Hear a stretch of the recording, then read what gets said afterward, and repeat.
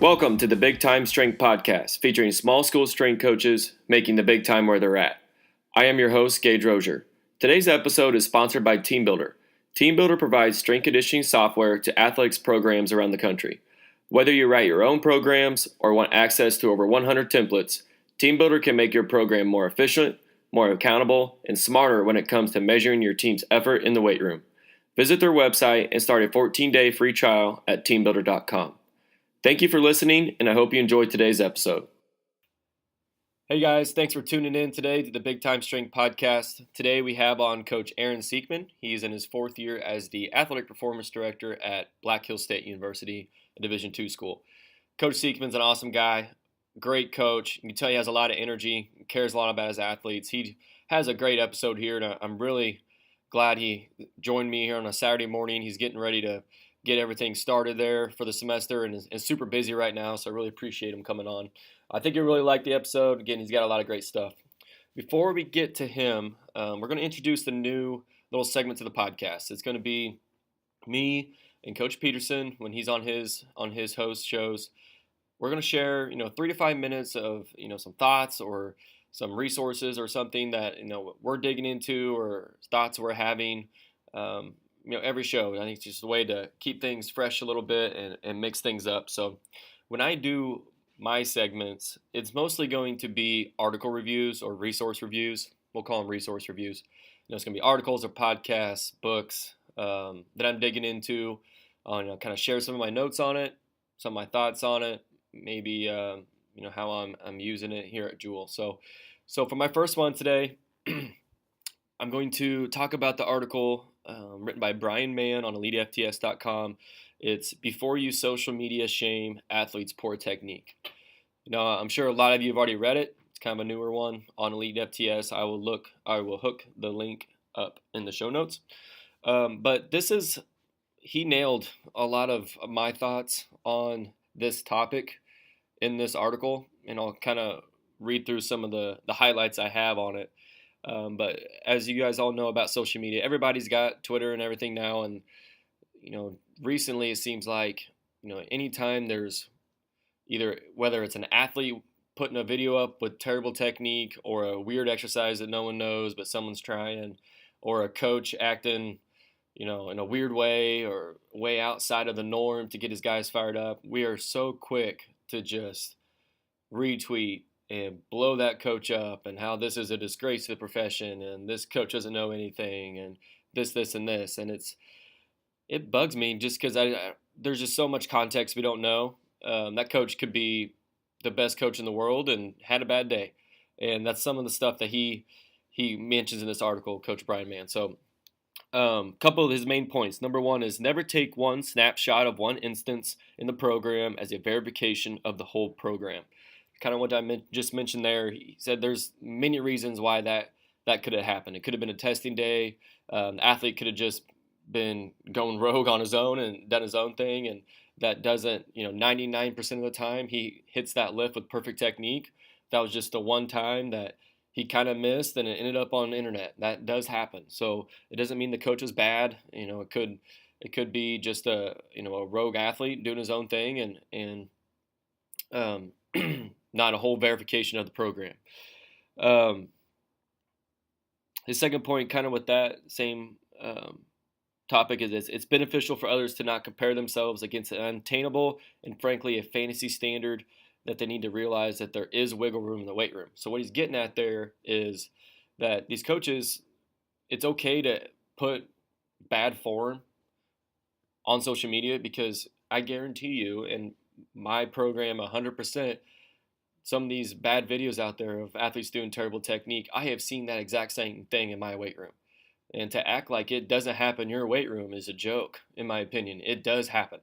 And sometimes coaches put that stuff out there and say, hey, look, our program isn't perfect. And it's okay that if your athlete does something bad. Now, what's important is what you do next. Let's correct it. Let's address it. Let's not ignore it. But to act like that bad technique or bad form never happens in our weight room is a joke. It does. And anybody who says it doesn't, I think, is fooling themselves. his last kind of point on his first main topic is all too often we sit back and make judgments through a keyboard in an instant rather than thinking that this is one moment of program rather than the whole thing. And I couldn't agree with that more. All right, so his second topic is, second point he makes in this is one more area we need to take into account is that the coach may be well-intentioned but simply ignorant in an area. So this was really, the most recent video is a kid. It's a high school. The kid's in purple, and he's grinding through this clean, and it looks absolutely terrible, 100%. And it just blew up on social media of like, this is why we need strength coaches in the high school. This is a joke. This, and this, which I 100% agree with those takes. We do need high school strength coaches in every high school to teach these kids how to move right. But at the same time, some of the comments got way too personal and way too attacking the kid, attacking the coach. It's like, guys, the coach may not know any better, and that's not his fault. We need to be able to educate and put that coach in a better position. So he gives some tips on that. Coach Brian Mann does. Number one is shaming them isn't going to be beneficial. Shaming the kid, shaming the coach. Let's find ways to make the situation better instead of sitting there and shaming them. Then he makes a couple other points. He said we need to go with our strengths in programming. And when we start programming stuff that we think we need to do, but we're not, but just because everybody else does it, and it's not in our strengths, we don't know how to coach it. Well, that's where injuries occur, and that's where weird, bad videos get out there. And stick with your strengths that you know how to coach and you know how to overload. Along those lines, he says, only use progressive overload on an exercise that the athlete could do competently. So he talked about kind of how he had to move some athletes from a back squat to a trap bar deadlift, and for a number of different reasons. And he was really hesitant about it at the start. And he, just because he's always been a back squat guy and all this, and this. And basically it turned out that overload is overload, and the athlete still got faster and stronger and all that. So this little line he says is, outside of the sport of powerlifting and Olympic lifting, the weight training is a general physical preparation activity. As such, the transfer will be roughly the same regardless of what the movement is. And that is very controversial to some people probably. They think there's magic exercises, and I agree with Coach Brian Mann there completely. So, all right, last one he says, and I catch myself on this all the time. He says, sometimes I think that people tend to be hog wild, negatively speaking of a video, as it is a means to boost their own ego. That when they see that, that's a terrible exercise. We don't do that here at William Jewell College. Okay, I mean, that's an initial thought that everybody has. Everybody has that ego. Like, oh, we don't do that. I'm better than that coach. Again, it's not a snapshot of the whole program. It's just a snapshot of that one particular moment. I just 100% agree with Coach Brian Mann's thoughts on this, that we need to sit back, offer advice. If there's advice that needs to be given, get more context before we judge, and actually don't even judge at all. So, all right, so that wraps up I will link today's segment on resource review. Again, Before You Social Media Shame Athletes' Poor Technique by Brian Mann on EliteFTS.com. All right, guys, thanks so much for tuning in. I hope you enjoyed Coach Aaron Siekmann. Great episode here. Enjoy. Hey, Coach Siekmann, I really appreciate you coming on the Big Time Strength Podcast. Get us started by telling us a little bit about your background and what you got going there at Black Hills State. Hey, man, I appreciate the opportunity, and I'm thankful that you reached out. So I'm over at Black Hills State, Spearfish, South Dakota. Been here for 4 years now. Got here from Milwaukee, Wisconsin. Graduated in 2010 from Concordia, Wisconsin, and then after that, was thinking about being a PE teacher, and didn't really know where I wanted to go. Couldn't find a job, so I got into strength and conditioning. Played college football, so used to the weight room, familiar with the weight room. Had a good strength conditioning coach when I was in college, and so I wanted to pursue that. So I took my CSCS test, and then I started working at a private gym in Milwaukee, training youth athletes, high school athletes, college athletes, professional athletes. And so from there, I just kind of used that to segue myself into the college world. I knew that's where I wanted to get to. So I started volunteering at, some local schools in the Milwaukee area, just helping out with their strength conditioning programs, just trying to get my foot in the door, get some more experience. And, I didn't do the traditional GA route.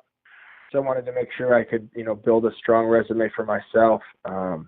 So from there, I started, like I said, volunteering at some colleges and helping out. And then I also worked at a local high school running their strength conditioning program, and also helped coach football with them.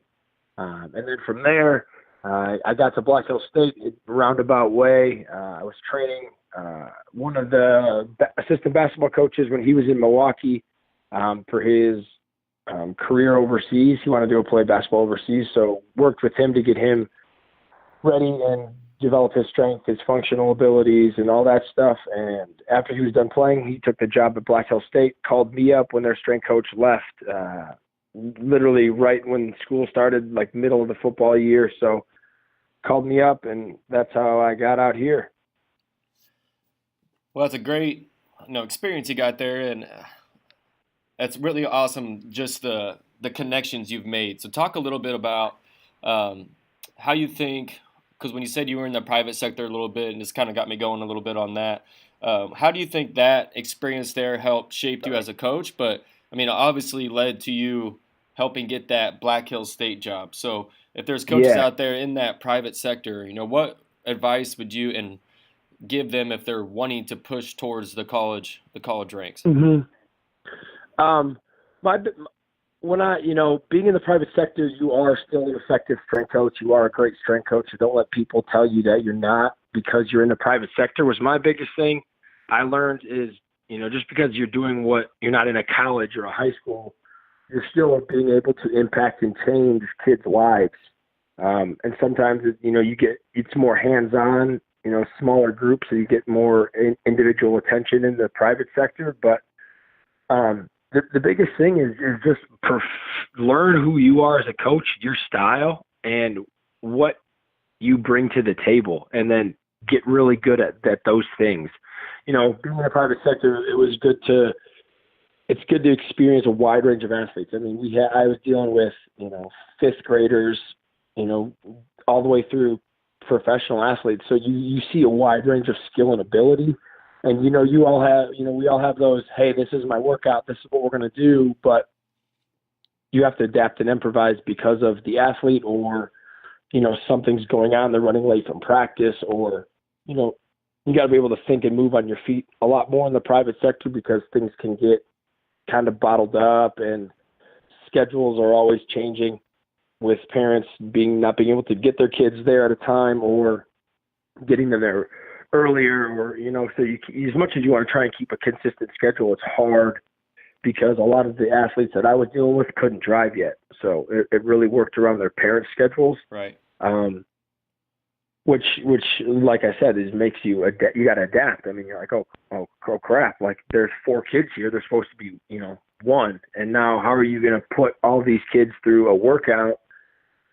They might not be all in the same program, or they're different ability levels. But how can you make this a productive workout so each kid is getting something out of it? Which is what I liked, is being able to adapt and change and on the fly and being able to adjust things as I went. And it just helped you take all that into the college world because now you're dealing with bigger groups and bigger teams and more, better, more developed athletes. So the stuff that they can do is different than what your youth athletes, high school athletes can do. But having all that background and being able to train a group, especially being in a small school where it's just me, I got to have myself run a workout with 40 football players or my 20 basketball guys. Like, how can I be efficient, manage my time well, have it all set up logistically so it makes sense and flows, and that we can get a good quality workout in the time we're given. That's kind of my biggest thing I learned from being in the private sector was you're a great coach.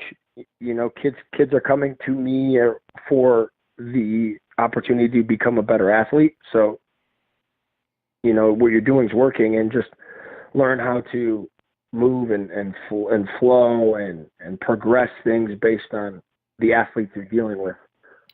Yeah, that adaptability you talked about, I think, is one of the best traits you can have as a strength coach. There's no doubt. Yeah. No doubt. Oh yeah, huge, because nothing ever goes as planned, as you know, in the strength Yeah, world. absolutely. All right, Coach. So let's talk about a little bit your program's mission statement or your core values. What are those looking like? Yeah. So I'm huge on functional ability. I want to make my athletes the most functional athletes. So if that means we are lifting weights or doing agility, we're doing everything that's making our athletes more functional, and we're really working on our deficiencies or our weak points. So we assess all of our athletes before we start, just to get a baseline, especially our kids, freshman kids coming in, just to see where they're at, what they've had in the past. Some kids have never had a strength coach in high school. Some have had a strength coach. Some of them was just their sport coach leading workouts. So we like to assess all of our kids so we can see, movement deficiencies, strength deficiencies, weak areas of the body that we can kind of focus on to help bring them up to increase their overall athletic performance. And then I want to make sure that, like I said, our athletes are functional. So I don't care if our football players can't squat 600 pounds. If they can squat 600 pounds and move extremely well, that's a great athlete in my book. But if they can squat 600 pounds, but they don't move well, they can't transition, they can't apply power into the ground, they can't, apply force, they're not going to be an effective football player. So I want my athletes to accelerate and decelerate and be able to change direction, be able to get to a point before the opponent can, be able to apply the strength that they have through the ground by good body position, maintaining, proper form, being low, being explosive, all that good stuff. And, we do all our core lifts. We're gonna hinge, squat, push, pull. We do all those things. And we just make sure when we're doing them, we do them extremely well with great form and technique. I mean, if you're trying to keep up with Jimmy because he's squatting 500 pounds and, your max is nowhere near, but you're feeling it that day and your technique and form is terrible, I'm going to tell you to stop. I mean, I'm not going to let you keep doing it, risk injury, risk just getting into bad muscle memory patterns and all that stuff. Like that defeats the purpose. It sets us back. So we want to make sure that everything we do is done extremely well with proper technique and form. And, the strength comes. I mean, once you lift weights and you do it well, and you put your body in the proper positions, the strength comes. Absolutely. What are your favorite assessments during that process? Whether it's, mobility or movement or strength, what are some of your go-to ones there? I like just a squat. I mean, everyone thinks they can squat. So just doing a squat, bodyweight squat. I mean, even with a PVC pipe, we do some overhead squats just because then it really helps engage that core. It puts them in a different position they're not used to. So then we can really see how they're balanced. A lot of kids, get up on their toes when they squat and they're not balanced on their midfoot and they fall forward or they lean too far back or we have knees that collapse. So we like to do a squat, overhead squat kind of variation depending on our athlete. As far as some others, I really like pro agility, just because that really, 40 straight line, like everybody can run in a straight line, but a pro agility, that's where you can see your kids change direction and see who can get in and out of breaks, how they, control their body in space, applying the force to the ground. Some other movement ones are just some shoulder mobility stuff. We do some shoulder mobility stuff with a PVC pipe. Just to see where, limiting ranges of motion and factors. I assume just from what I've experienced that everyone's hip mobility is very bad, so I give everybody a lot of hip mobility drills. I haven't, there's very few kids that I deal with that have good hip mobility when they first come on campus. And then with that squat assessment, we also like to look at the ankle mobility.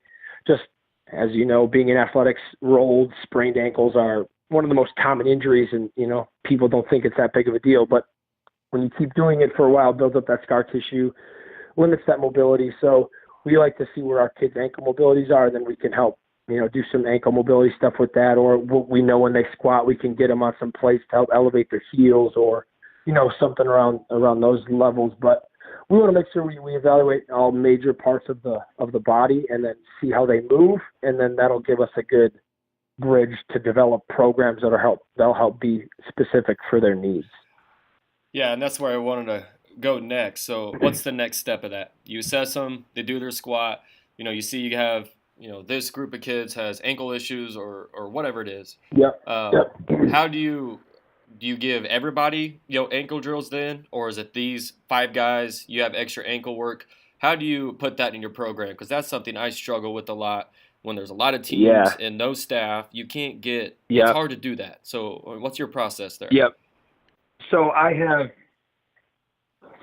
we get everybody evaluated, we'll take notes on each athlete and see, hey, what's going on. And, while we're going through our lifts as well, I'll constantly assess other kids or the same kids and see how they're progressing and say, hey, his ankle mobility is looking better, or her hip mobility is better, or her squat form is better, his squat form is better, and make, just so I can keep notes myself. And then, hey, what they did has been working. And then if I like, drills or mobility drills that are working for athletes, I'll start prescribing them to all of my athletes.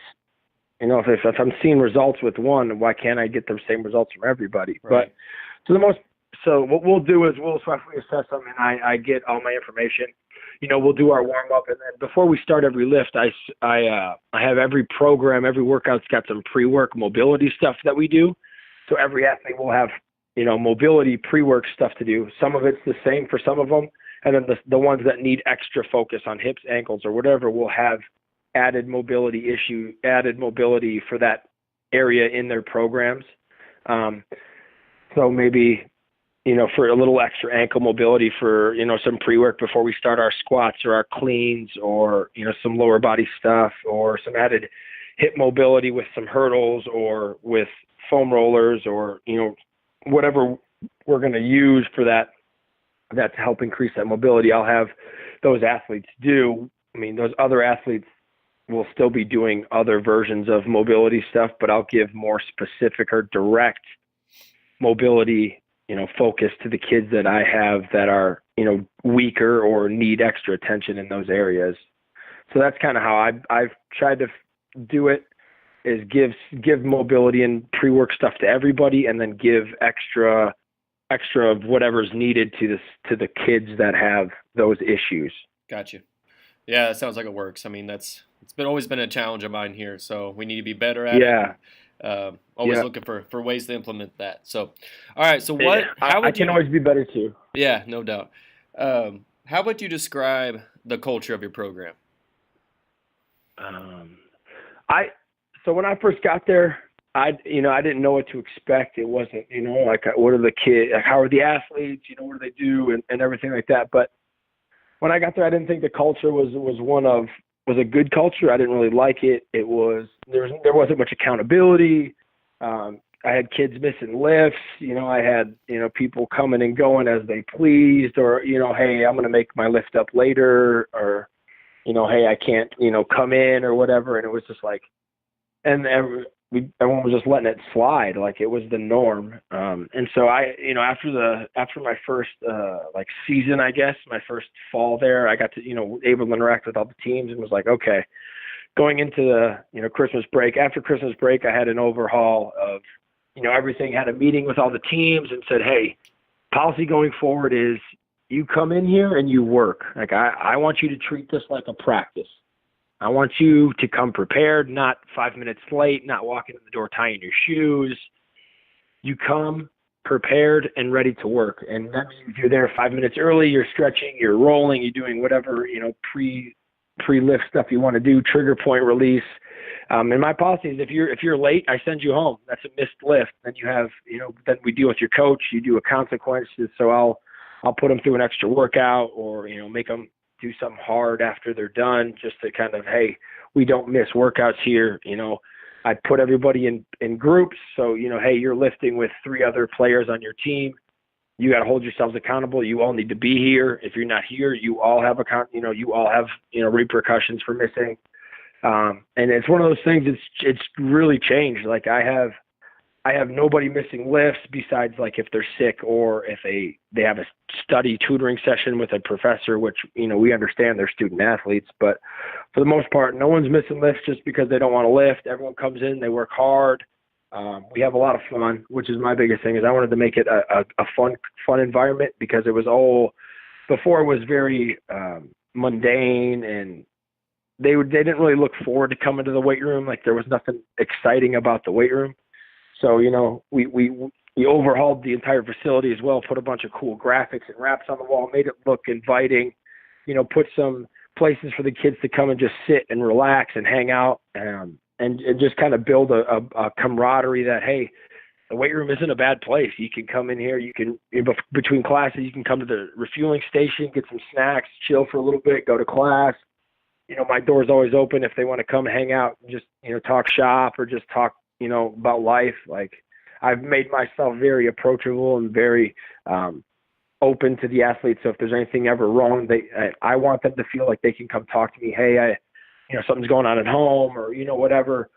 So I can just have a good relationship with my athletes. My biggest thing is I want to know them as a person and not just as an athlete, which I think is huge with that relationship. They trust me. That's when they want to come work out. They don't miss lifts. It's all about hard work and developing these athletes into become better athletes, but just great people. So when they leave college, I want them to be successful in a weight room, after they graduate in life in general. So however I can do that to help them, I think is part of our culture as well. Yeah, I think when you make the weight room a cool place to be, you start to see athletes just hanging around there. I think that's a pretty good sign you're on the right track, for sure. Yeah. So we talked a little bit about the difference between private and the college or school setting. And one of my favorite parts is being able to develop leaders and team camaraderie and being a part of that process. It's one of my favorite parts about the job. So, right. Tell me a little bit about some of those ways that you do that. You develop leaders. You're in that developing that team camaraderie, cohesion. Yeah. So I'm I'm big on using like competition days in the weight room. So we dedicate specific days in the week to competitions. So that means, we're doing our lifts, we get our lifts done for the week, we come in on an extra day, and we compete. Athletes love to compete. It's what they do naturally, So I found that I have kids that don't do well in the weight room do better in competitions because they're pushing themselves. Their teammates are pushing them. You get to see another side of some of these athletes that you don't see in the weight room setting because maybe they're just not confident or they're shy. They try and hide.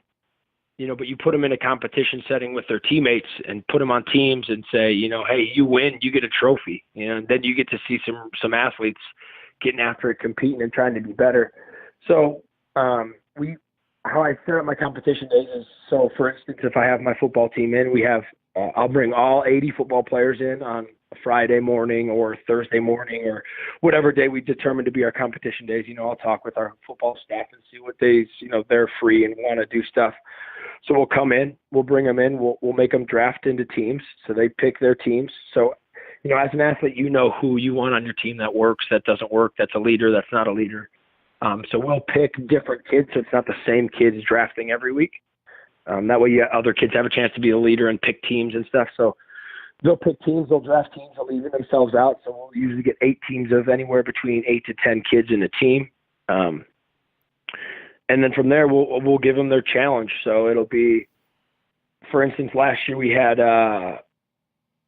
like a relay race around we have an indoor track, so we had 200-meter track, and every lap you had to complete a different task. So one was you had to take a med ball and you had to throw the med ball around the track for the entire lap. However you wanted to throw it, you had to throw it, sprint after it, and then, you had to get around the track for your lap.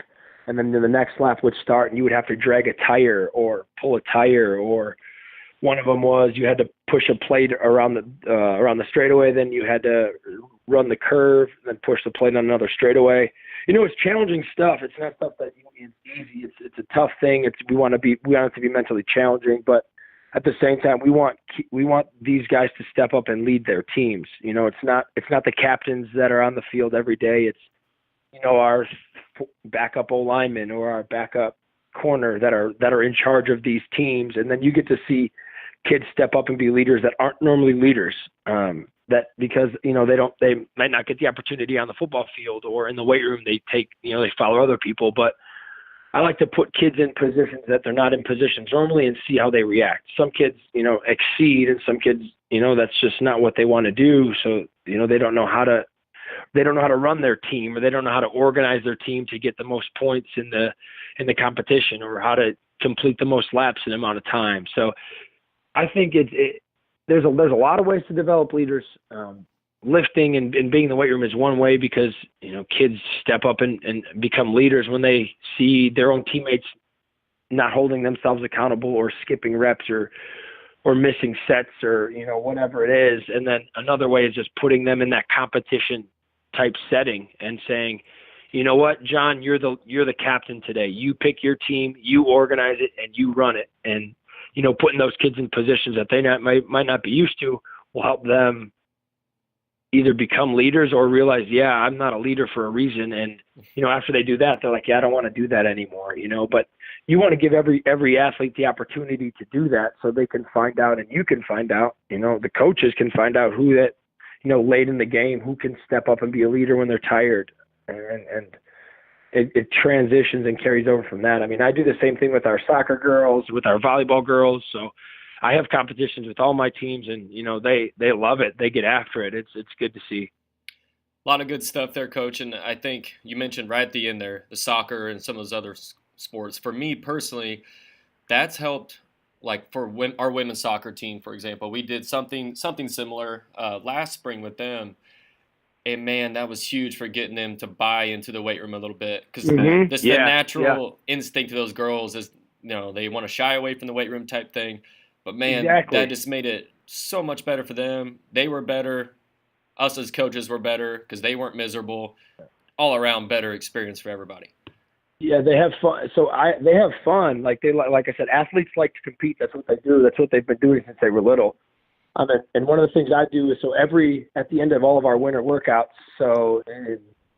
before school's done, I've done an annual soccer team versus volleyball team competition for just female supremacy. Basically, is they both are working out during the off season. Our soccer girls are doing their speed agility, they're lifting. The volleyball girls are doing speed agility, they're lifting. They both have their spring season, so they got practice with their coach. They got a couple of spring games and whatever. And then at the end of the year, they know it's coming. I tell them, hey, end of the year, we're going to put you guys versus them. We're going to give you a competition. We're going to, you soccer versus volleyball, volleyball versus soccer, however you want to look at it. And you guys are going to compete against each other. So you're not competing against the same people every time, Yeah. It gets kind of volleyball against volleyball. I keep competing against the girls. No matter how many times you split them into different teams, they're always competing against each other.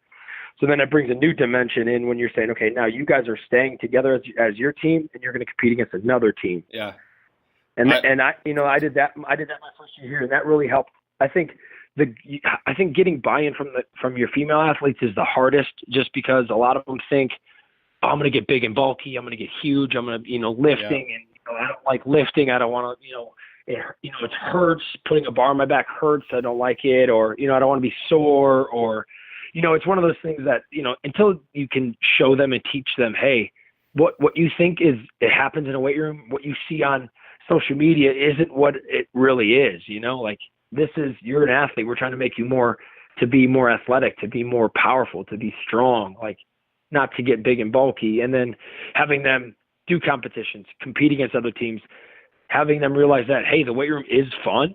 Like, it's not like, oh my gosh, I don't want to come today. It's fun. It's a good time. Then that's where you get that buy-in. Because that's what I found is, like, the hardest part was getting the buy-in from my female athletes. But once you can show them that, hey, we're not going to, we're going to have fun. It's a good time. Let them pick their music. So, our girls like to, every team's got their own, you could probably say the same thing. Every team's got their own type of music that they want on in the weight room when they come in. So letting them control their music and pick what they want to listen to helps them feel more comfortable, feel at ease. And then, once you get that buy-in, like, it rolls, it's contagious. Everyone else on the team buys in, and the new girls are the new females, the new males that come in. Hey, this is the weight room. This is what we do, and we expect you to do it. And then, you don't have any, then I found I don't have to have any more of those issues or, people not showing up. Accountability stuff is because everyone wants to be there. Everyone wants to come in and lift. Yeah, absolutely. The music is a big thing too. I mean, I know Beyonce Pandora radio station like the back of my hand. That's all we play. When the Dude. females are in, it's Yeah. terrible. Mine's here's a new one for you. Bachelorette Party Radio. That's that's the go-to. That's the go-to for our female athletes. But yeah, right, trust me, I got some jams. Cool. All right, so you don't have much of a staff there. You got one guy that helps you out a little bit. That means you got to be efficient. So are there any resources you're using, software or tools or whatever it might be to kind of help optimize your training or workflow? Yeah, Excel. I love the heck out of Excel. All strength coaches do, I think. I don't have I don't have an app where, that develops my programs, or I can go put programs in. So I've learned how to develop, some really good Excel programs that I can use for my programming. That makes it so much easier. As you know, programming for a strength coach is like lesson plans for a teacher. They never seem to end.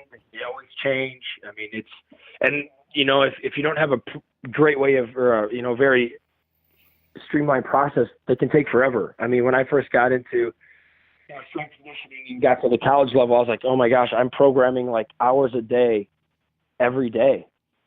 I was like, there's got to be a better way, and I don't have the budget to get one of those like Train Heroic or Team Builders, like a lot of those apps that you can, programs that you can use. So I got to figure a way out that I can streamline this process. And, from being in school and stuff, I was like, I know Excel can do a bunch of things, but I haven't, I'm not that versed or knowledgeable. So talked with a couple of the strength coaches that, that talked about the Excel programs they use and how they created them, and kind of picked their brains a little bit, and then watched a lot. Man, YouTube is amazing. Yeah. Watched a lot of YouTube videos on how to create Excel programs to do what you want them to do. Mm-hmm. So, now my programs are I open my file for whatever sport I can pull up, I want their in-season phase. I want, a 3-week block. I want, whatever I'm going for. And then I can I have a menu of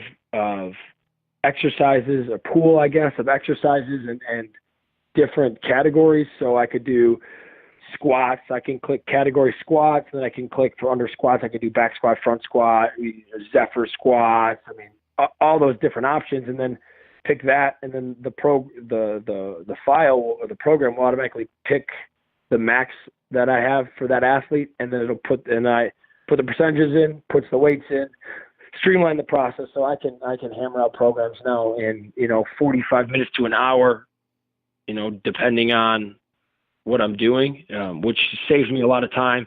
It streamlined the process. It makes it a lot easier, and you're not just sitting there. Your eyes are bugging out because you feel like you're looking at the same numbers for the last 3 hours. So you make, everything looks the same. So, I've noticed that putting different colors and using colors and different backgrounds helps lay it out better. And then, so that's what I've really kind of used. Another tool I like to use I have Beast sensors. They're called Beast. They're magnetic sensors you put on the bar that tracks bar speed, power output. Can track the reps. Can track it tracks a bunch of things, and it's just an app on your phone. It's all Bluetoothed in. So I've used that a couple times with our athletes. I have the athlete come in, and most people, technology, if you can use it, it's very effective, but sometimes it doesn't work. Right. But for the most part, if you can get technology to be on your side and work with you, and you can use it to be effective, I really like it. So cool. I use those, or I'm looking at getting some. I don't know if you've heard of G Flight. They're like little sensors for G Flight. Okay. Yeah. So it's a little it's 2 little sensors you put on the ground, shoots a laser beam across it. Your athlete stands in it, breaks the laser beam, and then jumps. And then when they land and break the laser again, it calculates, vertical time. Nice. You can use it for ground contact time, reaction time, all stuff like that I was trying to, I want to kind of experiment and play around with and see if, it's beneficial, how accurate is the vertical on that compared to doing a traditional standing vert with your vertac, is there all that stuff, but I don't know. these sensors is what I use mostly just because I can use that to help the athletes, especially when we're in our power development phases and our strength phases, to show them, hey, you need to move this bar faster. For you thinking this weight's light, that bar should be moving at, a lot faster than what you're moving it at. And here's the power you're putting out. Here's the forces you're generating. All that kind of stuff. It gives them real life data so they can see it instead of just me, when you just tell them something, it's one thing, but when they can actually see it and get proof, right, then they're like, oh, okay, yeah. And it translates, it makes it more relatable and stuff like that. Yeah, I'm going to check out a couple of those because, like you said, technology is awesome. You got to keep up with it, but as long as it works, it's great. So, and my biggest thing is I wanted to get things that I could afford. Right. I mean, I can't, I don't have the money to put one of those nice plates in your racks and it feeds to an iPod that's positioned on the top.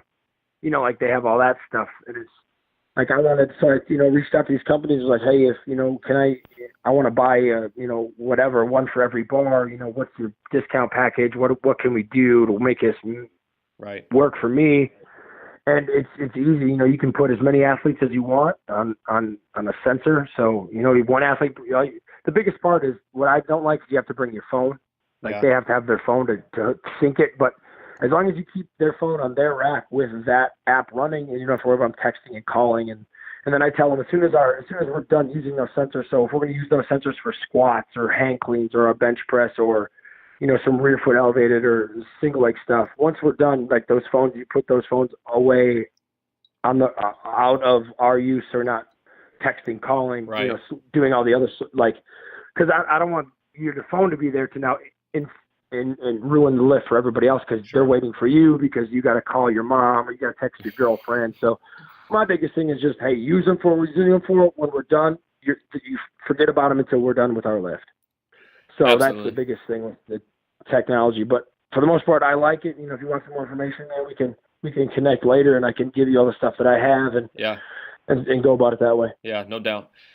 All right, Coach, let's switch gears a little bit. Let's talk a little bit of training. So what is your training philosophy? Once again, like we said earlier, I want to develop great functional strength for our athletes in all planes of movement. And then have them have great technique and form with everything that we do, teaching correct technique and correct form, and just making sure that I can keep our athletes as safe as possible in the weight room and develop strong, stable, functional bodies. So when they step onto the court, the field, whatever they need to be, they are primed and ready to perform at their best level. I don't care about, doing crazy amounts of weights. Like I said, if you can't move well and you can squat a bunch or bench a bunch, then it doesn't translate to me to make you to be an athlete. And I've noticed that, when our kids are moving, our athletes are moving better and are more functional. They're strong in their movements and in different planes is when they're better athletes. Right. Absolutely. What are some of your favorite programming, principles or methods you like to follow and have had some success with? I like the triphasic stuff by Cal Dietz. Read his book and have kind of implemented that. Really focusing on breaking down the different movements of exercises and eccentric, isometric, concentric stuff, and putting more time under tension on those. I like Joe Kinn's tier system. So I kind of structure my workouts tiered wise, total body lifts, different focuses each day, getting really, every day we have a strength movement, every day we have a speed explosive focus, and then we have more of our volume hypertrophy focus. And then we get into some more of our auxiliary lifts and a lot of, I've really noticed that with the tier system, I really focus a lot more on our posterior chain development, just because we're so quad dominant in America and our athletes are so quad dominant that I want to do my best to help prevent hamstrings, ACLs, all that stuff. And that, I think that's huge by developing more glutes, low back, hamstring strength. So, every sport that works with me, we end with a posterior chain development stuff. So we'll do, 3 or 4 glute exercises or hamstrings or low backs or combo of those. And then, so I kind of take both of those 2 systems, methodologies, I guess, and try and fit them into one, like a tier phasic, I guess, if you want to kind of call it. Yeah. We still do the tiers, but we implement that triphasic training method in there. And, I like, linear progressions, undulating. It just depends on where I'm at in my programming and phases and where we're at season-wise, in-season, off-season, whatever. But, the wheel's been invented. I'm not going to tell you I'm doing something that's never been heard of before. I'm simply just doing my research and seeing what other strength coaches are doing and the results they're getting and, what other strength coaches in the world are doing. And, it seems that a lot of people are doing, the same things. So it obviously is working. So I'm not going to beat a dead horse. I'm just going to keep doing the same thing that everyone else has been doing with my own twist on what I think personally that I like my athletes to do and what I want my athletes to accomplish. Right. And it's got to be able to work with your limited staff and your facility and all that too. So there's always going to be a little bit of a twist on it, no doubt. Yeah, you got to. Everyone's gonna. Everyone thinks they got the perfect program. It's just. I just want to make my program work for my athletes and myself, and for what we have to do in the time allotted and in our facility. We can't. It is what it is. Right. All right. So, what are some of your favorite professional development resources? What are some of your go-tos you're always checking out? I'm always checking out different articles that are out there. I know NSCA's got some. There's a bunch out, just in general. There's a lot of different articles that are coming out in regards to strength and conditioning and, different sports, power development, speed development, agility stuff. So I like a lot of articles. I like listening to podcasts like Big Time Strength or, any other strength coach podcasts that are out there. Just because they always have, they talk to other strength coaches, and that's where you get to learn what they do and get some insight into how they run their programs, and you can kind of use that information to go with to implement into your strength program. Conferences and clinics, I think, are huge. Great way to network, meet other coaches, just talk shop and figure out what they're doing and get to meet other strength coaches that you might not have ever talked to before and, that have successful programs. As much as social media is bad, there is some good social media stuff. There's a couple of good, like Brett Bartholomew. I like his stuff. I follow another guy on social media. He does like a lot of strength. His strength coach therapy. Sorry, he does a lot of like mobility stuff. That's where I get a lot of my new mobility stuff from. He's big into a lot of preventative measures. So he's got a lot of good stuff that I like to use too. But really, just reading books and educating yourself. I mean, this profession is one that's, as you know, changing and evolving all the time. One day you hear this, the next day you hear something else. So being able to stay up with what's going on and learning yourself will only make you a better strength coach. Yeah, no doubt. So, all right, Coach, this has been great, and I really appreciate you taking the time to spend Saturday morning with me a little bit. I know you guys are already kicking off your spring stuff, so I know you're super busy right now. Yeah. So let's finish it up. 4 quick questions here, and we'll get it wrapped up. Let's do it. All right. Number 1, if you're a caffeine person, what's your favorite caffeine source? My pre-workout. Pre-workout? P4. Nice. Yep. That's a good one. All right. Favorite office snack? Oh, man.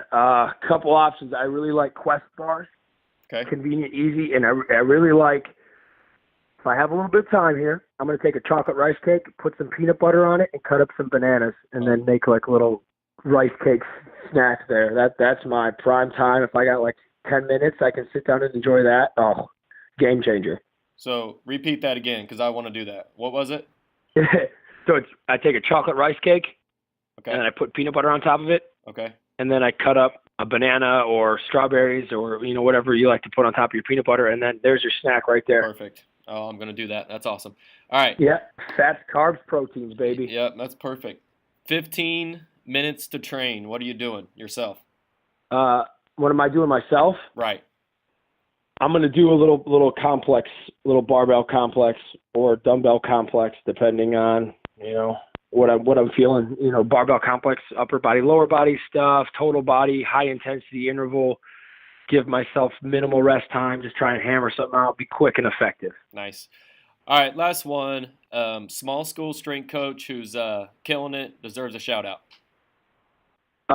There's a lot of strength coaches in our conference, the RMAC, that are similar boat to me. Small school, not a lot of funding or no funding, and are doing great things. I don't know if you've talked with Isaiah over at Metro State. Yeah. He's doing great things over there. You talked to him. EJ Crease over at Shadron. I really like. Good dude, doing great things. Trevor Florendo over at Colorado School of Mines, another guy just getting after it, making great progress. So those are the guys that I think are doing great. But I mean, I'm sure there's a bunch of strength coaches out there that are just doing big time things. Well, awesome, Coach. This again has been awesome. I really appreciate you joining us, and we'll put all your contact info in the show notes so coaches can reach out to you. And good luck with the rest of the semester. And again, keep doing what you're doing. You're doing big time things there. Thank you, man. I appreciate it. Good luck to you too. Yeah, if anybody wants to contact me, feel free. Always available. Thanks, Coach.